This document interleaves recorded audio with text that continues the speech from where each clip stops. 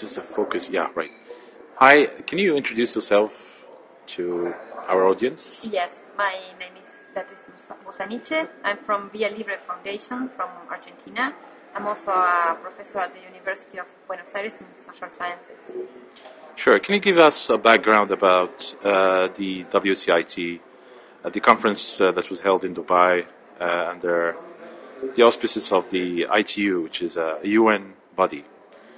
Yes, ITU is a UN body that deals with telecommunications around the world. You know, telecommunications is a very international issue, so many of the goals of ITUs are valid ones. ITU is one of the oldest organizations in the UN system. They are dealing with technical standards, and it was founded to regulate the telegraph. You know, that's the kind of organization we are talking about. The interest of ITU in internet is not a new one.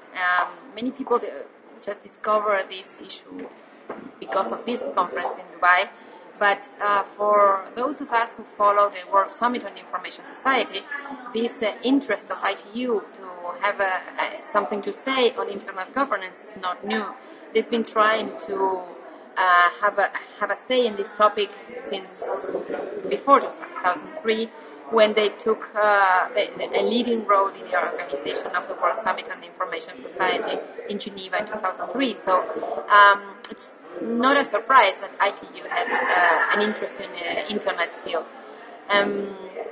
This conference was, the main goal of this conference was to improve, to have a new version of the ITRs, which is the telecommunication regulation, in an international level, which was something that needed to be done because the old ITRs were from, I guess, 1988, I guess.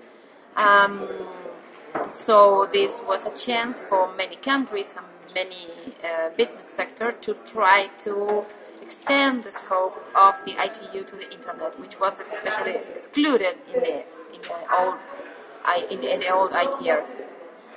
One of the major critics of this conference was that it was prepared behind closed doors, basically, and that many members of the civil society and the stakeholders, including the private sector, were not included in the process. And there were a lot of fears about the provisions and what the conference will produce as new regulations of the internet. The many provisions were posted today. There's division over those provisions. Some countries, like the US, opposed them, and other countries supported them. What's your thoughts about this this whole result of this conference? Is it binding? Is it important? Is it bad? Is it good for the internet? Well, it could have been worse. We've been following the debate from almost the last month, and we followed the draft. There was a draft published by the ITU, and that draft was really a nightmare. That draft had really dangerous provisions that put it in risk, the net neutrality, for example, and the content in the internet. These provisions were not included in the final ITR approved today, December 14th, but there are some provisions that are that we have a reason to be worried about. For example, there is one Article 5B that deals with spam, and this provision is really one of the main issues we are trying to discuss, because this provision allows a country, a state, to monitor internet in order to fight against spam. Let me read the text, because I think it's clear what is the problem here. Sure. It says, member states should endeavor to take necessary measures to prevent the propagation of unsolicited bulk electronic communications and minimize its impact on international telecommunication services. Member states are encouraged to cooperate in that sense. This means that if a state declares that something is bulk electronic communication, could block this content if it goes through their jurisdiction, and to identify this kind of content, you need to do some kind of content monitoring. So maybe deep packet inspection or something else. We are worried that this is allowed by a UN document. There's people saying, okay, if a country wants to do that, they do it. And that is true. There are countries already doing this.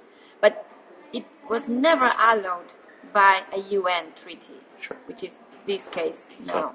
So you're saying it creates a precedent? Yes. A kind of a reference, an internationally recognized reference that could be used by countries that don't value freedom of expression and don't respect net neutrality and this kind of stuff. Exactly. This is our main concern. Yes. Sure.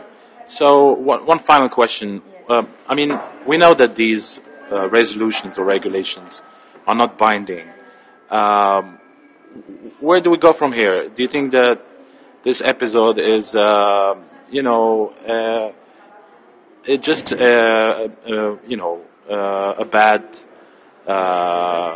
reminder that the ITU is not the place where the internet governance should be discussed, and we should move from here to a better place? Well, I'm pretty sure that the ITU is not the place where internet governance should be discussed.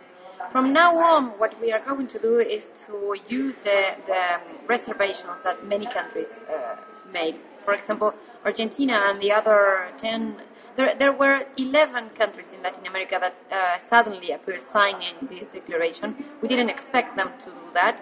Argentina was one of them, but they signed with reservations. And one of these reservations was that they will have the chance to do more reservations between between today and the moment when our Congress approves the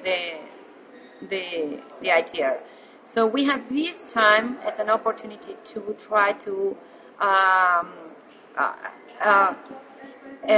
control that, do some damage control regarding especially these kind of articles. And for sure, ITU is not a place for internet governance. I'm not saying that ICANN is a good place. ICANN have a lot of problems, but it's not the worst solution. So we need to have a deep debate on internet governance, but ITU is certainly not the place. And I think we have to pay attention to what is happening. I usually work on intellectual property. I'm every time I follow these kind of international issues, I cannot avoid remembering the TRIPS agreement. How did the TRIPS agreement enter the World Commerce Organization?